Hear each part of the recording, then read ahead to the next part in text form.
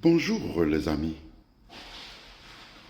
Naye to solo la to comparer ba salaire ya ba président na ba député na ba ministre les loto zo kitulingi to solo. Nazali awa candidat na biso eza ba élection journée ya ba élection awa na mboka na biso ya Canada. Tozali ko voter ba député, tozali ko voter premier ministre na biso ya Canada. Tout le bagage n'est président du Canada.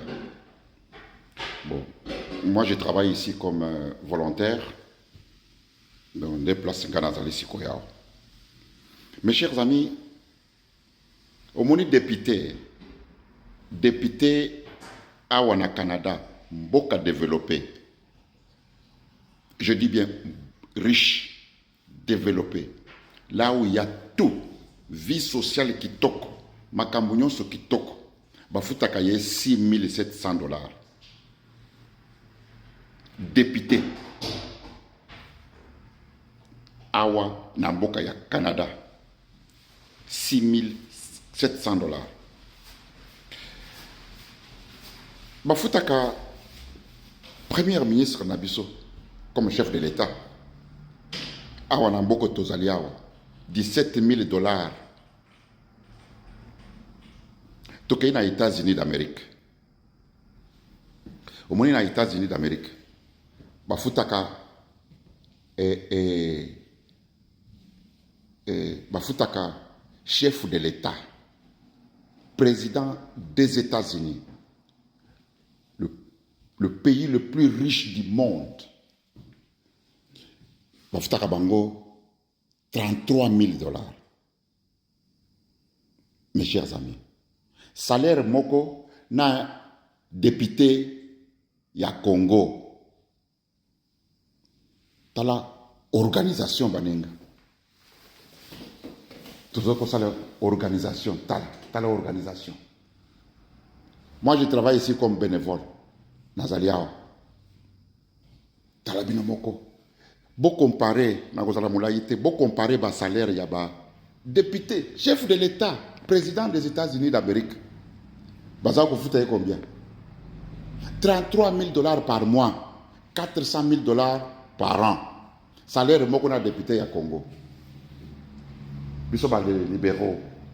Regardez, on est là, très bien organisé, and then everything is okay. Everything is okay. Je suis membre du Parti libéral. Depuis que je suis arrivé au Canada, I'm a member of the Liberals. Now, I'm lucky because today I can meet my candidate here. We can talk, and then if it's something I can do, I can do. To help, I can ask the officier. If anything I can do, I can do. I'm here, I'm free.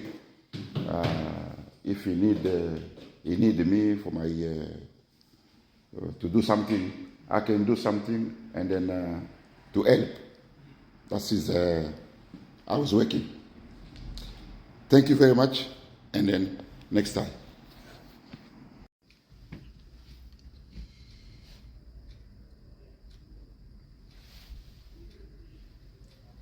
Bonjour les amis. Lelo na tongo na komi esika na ngai ya musala na vandi na kati ya bureau na ngai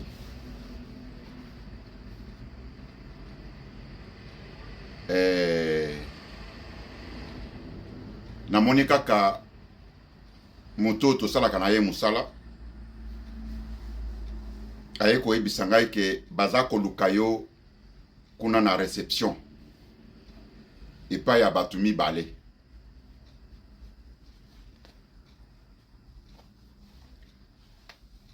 Alors natuni ye ke non kendo tuna bango avanga na bima. Tuna bango ke baza banani.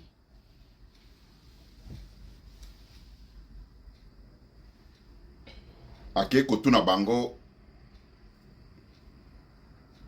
balakisi e carte balobi ke bazali ba policier ngana lobi ba policier directement na bendi film tango ngana bendi film bala moko na comprendre parce que tango alobi ke bazali ba policier ba détective, alors j'ai vite compris que bazali banane parce que je m'attendais à ça.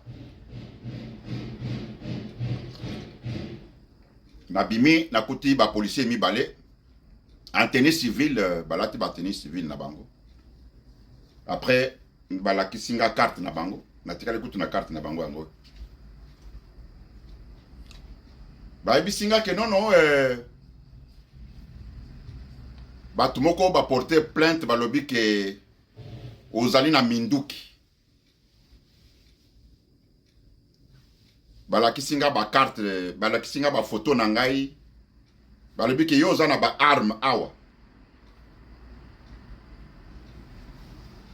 Et en même temps balobi ke yo ozali ko supporter, ozali membre ya M23.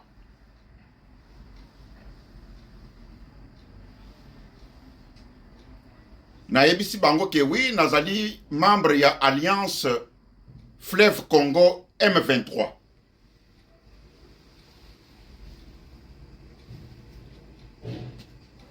Batuninga ke wapi ba arme yo ozana yango. Ngana bisi za ba arme te.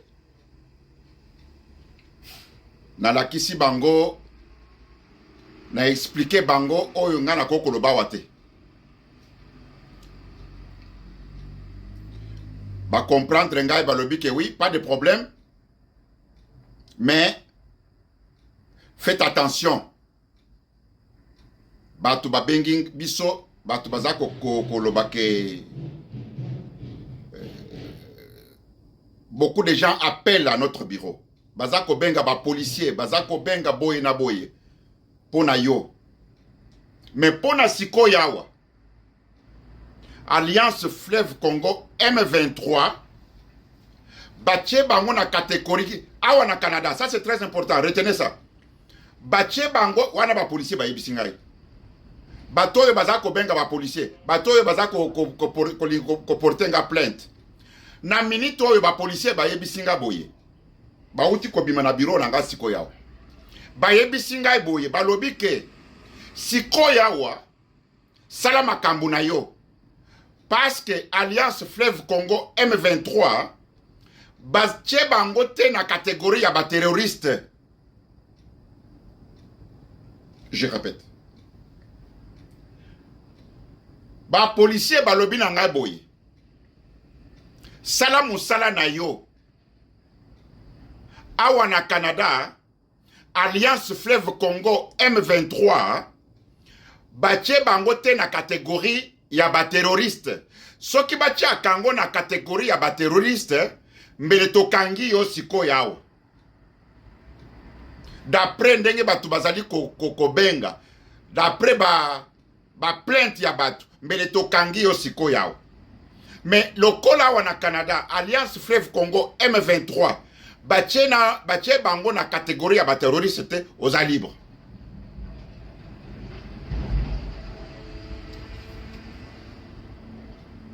Ba policier oyo bayaki epananga batikelinga carte na bango yango.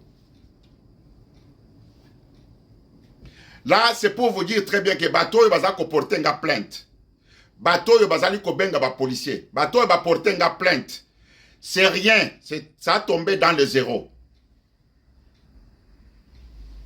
Soki Alliance Fleuve Congo M23 awa na Canada bache bango na catégorie ya ba terroriste, mbele bazwa ngai na kei na tongo mbele bakei na ngai. Mais lokola ba policier ba yebisi ngai te, Alliance Fleuve Congo azali na catégorie ya ba terroriste te. Et toyebi te soki tokotiaka bango na catégorie ya terroriste ou bien te. Mais pour la siko yawa, Alliance Fleuve Congo, M23, bazali na catégorie ya terroriste te. Sala makambo na yo. Eloko toyelaki awa ezali ba plainte. Po bato basali ba plainte balobi na ngai ke ngai nazali na ba arme. Nde toyaki ko vérifier po toyeba exactement oza na ba arme wana. Nde toyaki ko vérifier si réellement oza membre ya Alliance Fleuve Congo M23. Et pe koyebisa yo ke non nano awa na Canada Alliance. Mes chers amis, je vous dis, baoye baza ko porter nga plainte, baoye baza ko bengela ngambila, baoye basali ke ba policier baye langa lelo na tongo. Vous devez savoir que ba policier balobi na ngai boye. Alliance Fleuve Congo M23 balobi ke soki bazala ka ba terroriste. Mbele lelo na tongo ngai bakei na ngai. Mbele lelo na tongo awa, mbele bakei na ngai. Wana ba policier wo bayaki lelo na tongo. Mais balobi ke lokola Alliance Fleuve Congo M23 bazali ba terroriste te et pe ozali membre na bango moyen to kango ezali te totiki yo. Mais eloko toyeli awa est-ce que ba arme ozana yango wana tolinga ki toyeba ezali ya solo bien eza elokuta ba arme yango eza wapi?